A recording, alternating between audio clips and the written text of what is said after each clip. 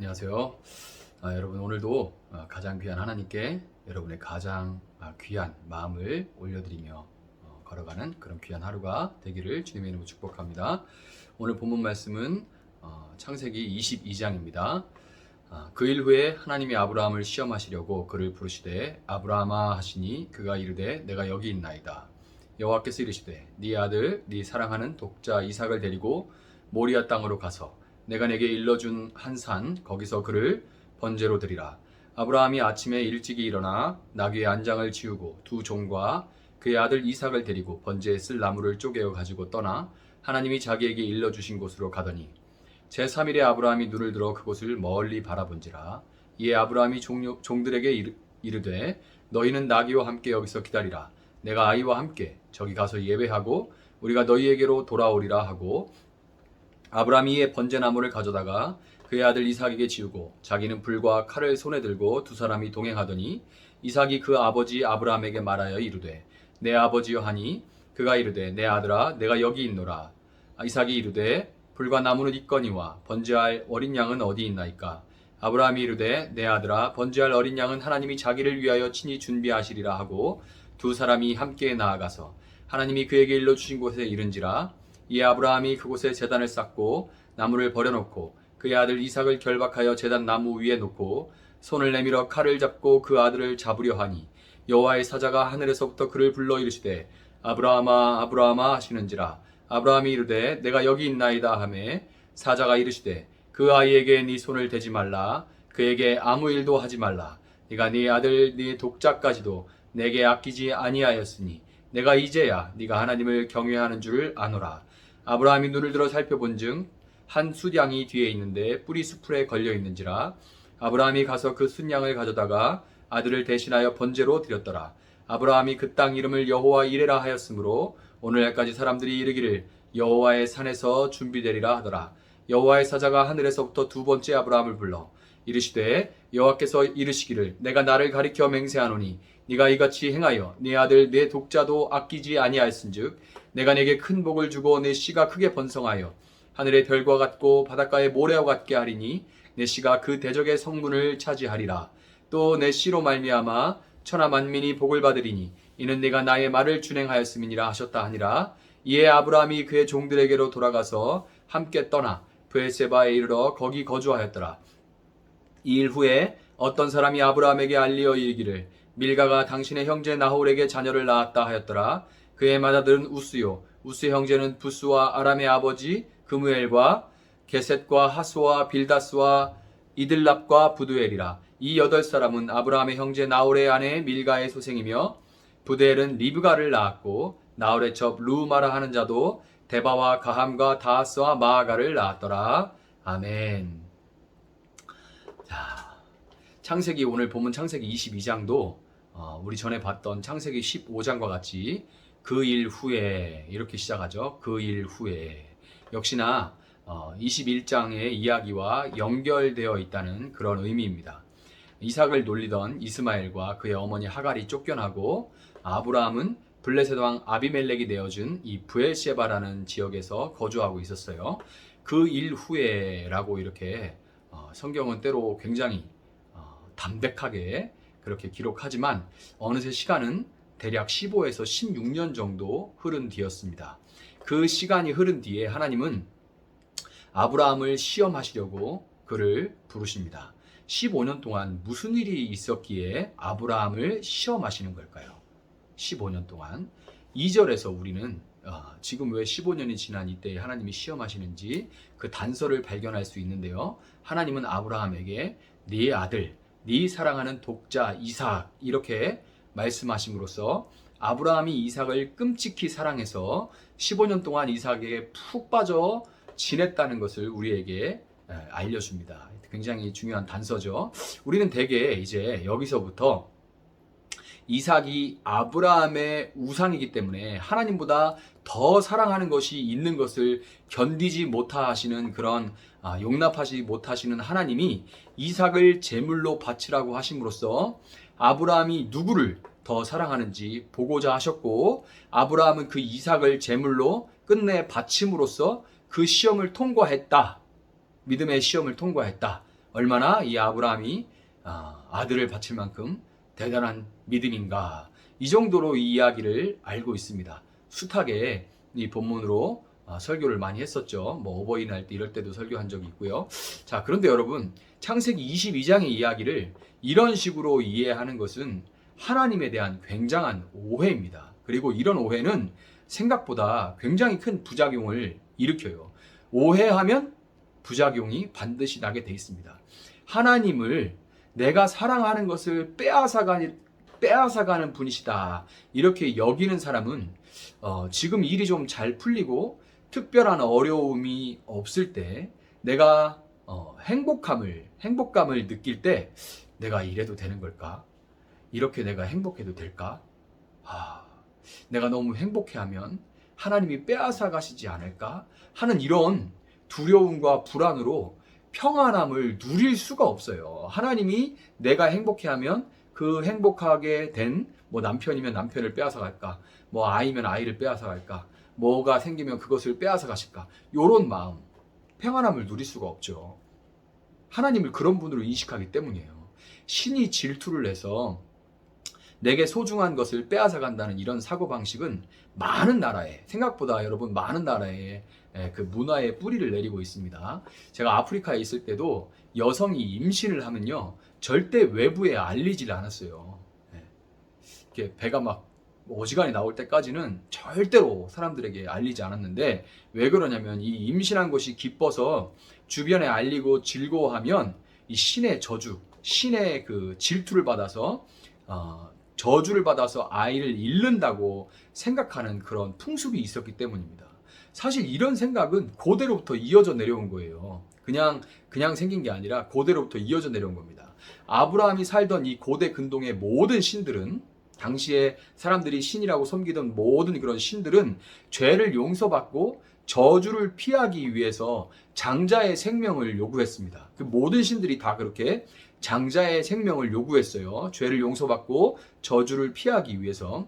고대 근동 문화권에서는 장자는 그 가족을 대표하기 때문에 장자의 피를 흘렸던 거죠. 장자가 대표로 모든 가족을 대표해서 피를 흘렸던 겁니다. 장자가 가족을 대표해서 이렇게 피를 흘리는, 이 장자가 대표한다는 것에 대해서 개인주의가 발달한 서양 문화권에서는 이거에 대해 도통 이해를 하지 못해요. 그렇지만 이 동양 문화권에 살고 있는 우리는 시대가 많이 바뀌었음에도 불구하고 어느 정도는 이 장자가 가족을 대표한다는 것을 어느 정도는 이해할 수 있는데, 특별히 지금도 일단 이 부모님 장례가 나면요, 저는 숱하게 장례를 치렀잖아요. 근데 장례가 나면 이 장남의 권한이 얼마나 강한지 분명하게 알 수가 있습니다. 여성 인권이 막 이 지위가 막 높아지고 뭐 그렇게 가족들 사이에서 뭐 많이 낳지도 않는 그런 사회가 되는데도 불구하고, 일단 장례가 나면 장남이 하자는 대로 그리고 또 가족들이 자연스럽게 장남이 어떻게 할지 그 의견을 묻게 돼요. 오빠 어떻게 할 거야? 형 어떻게 할 거야? 뭐 이런 식으로 되는 걸 숱하게 봤습니다. 장자의 권한이 얼마나 강한지 알게 되는 거죠. 그런 문화권 속에 살던 아브라함은 지난 15년 동안 이삭을 사랑하면서도 마음 한켠에 둘러싼 모든 이 문화권의 신에 대한 인식이 그랬어요. 그러니까 마음 한켠에, 만일 하나님께서 나와 우리 가족의 죄를 물으시면서 이삭의 생명을 요구하면 어떻게 하지? 만약 이 여호와라는 이 신, 이 하나님이 우리 가족의 죄를 물으시면서 다른 이 문화권의 모든 신들처럼 그렇게 장남 딱 하나밖에 없는 이 아들의 생명을 요구하시면 어떻게 하지? 하는 그 마음의 은연중에 있는 그 불안함과 염려가 늘 그 마음 가운데 도사리고 있었어요. 아브라함은 아침이 일찍이 일어나 이삭과 함께 하나님이 명하신 모리아산으로 떠났습니다. 아브라함에게 어떤 망설임의 흔적도 보이지 않는다는 것은 일반적으로 생각하듯이 그의 믿음이 엄청나게 강했다기보다는 그가 장자의 생명을 요구하시는 하나님의 말씀에 오랫동안 생각했던 대로 드디어 올 것이 왔구나 라고 생각했다는 것을 보여주는 거예요. 늘 마음 한켠에 그러면 어떡하지? 이렇게 생각을 했는데 드디어 올 것이 왔구나 라고 생각을 한 거예요. 3일 길을 걸어서 마침내 눈을 들어서 그곳을 멀리 바라볼 때 아브라함의 속내는 어땠을까요? 하나님, 어리석음과 실수로 가득한 제 삶으로 인해 아들의 생명을 요구하시니 하나님의 그 공의에 대해서 제가 무슨 말을 어찌 하겠습니까? 다만 하나님, 이삭을 드리면 하나님께서 저와 맺으신 그 약속, 자손을 하늘의 별과 같이 바닷가에 모래와 같게 해주신다는 그 약속은 어떻게 되는 겁니까?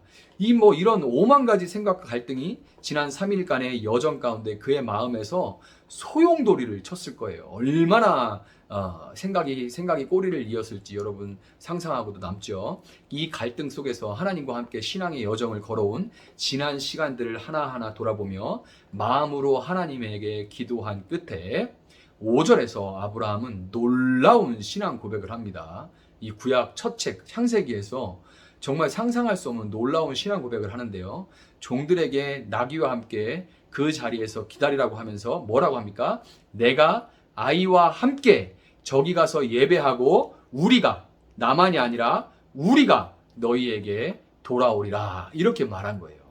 아브라함은 하나님이 자신의 죄로 인해 이삭의 생명을 요구하시는 것은 어쩔 수 없지만 그동안 신실하셨던, 참으로 신실하셨던 그 하나님의 성품을 볼 때 하나님은 이삭을 다시 살려주실 것이라고 믿었던 거예요. 정말 놀라운 믿음이죠. 구약에서는 상상할 수 없는 그런 믿음입니다. 지금 우리는 부활 이런 거를 아니까 가능하지만 그러나 정말 놀라운 믿음이죠. 히브리서 11장 19절은 이에 대해서 그가 하나님이 능히 이삭을 죽은 자 가운데서 다시 살리실 줄로 생각한지라 비유컨대 그를 죽은 자 가운데서 도로 받은 것이니라. 이렇게 히브리서 11장 19절은 이 사건을 정리합니다. 산에 오른 아브라함이 제단을 쌓고 나무를 버려놓고 이삭을 잡으려고 결박했을 때 당시 청소년이었던 최소한 16살, 17살은 됐겠죠.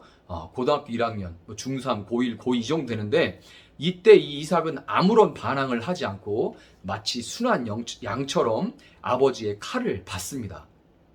아브라함이 칼을 내려치려고 손을 번쩍 들었을 때 하나님이 급하게 개입하셔서 그를 막으시죠. 하나님은 네가 네 아들 네 독자까지도 내게 아끼지 아니하였으니 내가 이제야 네가 하나님을 경외하는 줄 아노라, 이렇게 말씀하셨습니다. 그리고는 이삭 대신 뿌리 수풀에 걸려있던 한 숫양을 대신해서 드리게 하셨죠. 여러분, 하나님이 아브라함이 하나님을 경외하는 것을 모르셔서 시험하신 걸까요? 하나님이 제가 나를 경외하나 안 하나 모르셔서 한번 이렇게 해봐야겠다, 그렇게 시험하신 걸까요? 아니죠. 하나님은 결국 아브라함의 시험을 시험하셨던 겁니다. 다시요. 하나님은 아브라함의 경외함을 몰라서 시험하신 게 아니라 아브라함이 마음속으로 시험하던 것을 시험하신 거예요. 아브라함이 하나님을 이방 신들과 같이 여겨서 그 마음으로 하나님이 이삭을 요구하실 수도 있다는 그 불안과 염려로 하나님을 오해하고 시험했던 그 마음을 시험하심으로써 아브라함에게 하나님은 정말 귀한 가르침을 주신 겁니다.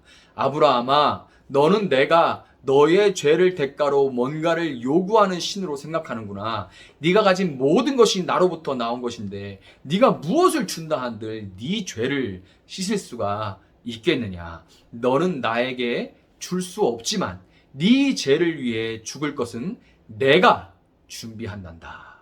여러분, 이것이 바로 여호와 이레, 하나님께서 준비하신다는 것을 깨달은 아브라함의 고백인 것입니다.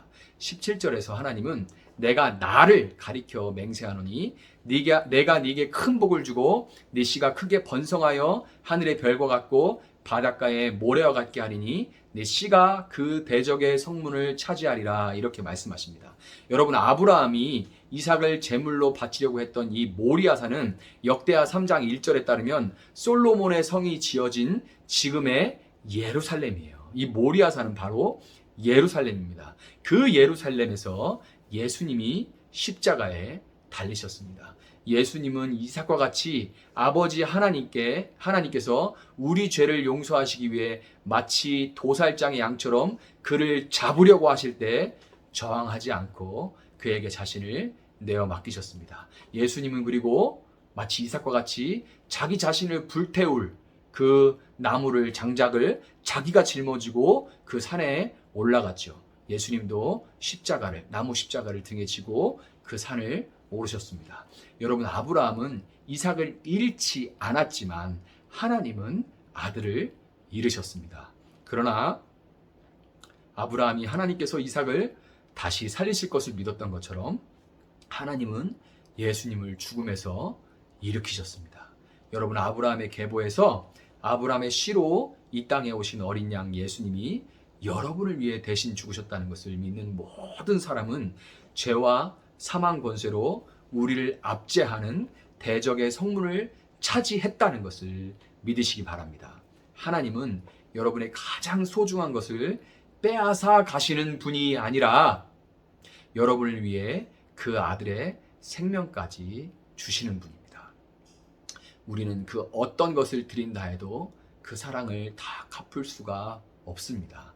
우리를 사랑하시는 하나님께서 허락하시는 모든 것은 선하다는 믿음으로 감격과 감사함으로 그 사랑에 반응하며 오늘을 살아내시는 여러분들이 되기를 주님의 이름으로 축복합니다. 제가 한번 기도하겠습니다. 사랑하신 하나님 감사합니다. 우리가 무엇이간데 아들의 생명을 주심으로 하나님 우리를 죄에서 건지시고 우리로 하나님의 자녀 삼아주시니 감사합니다.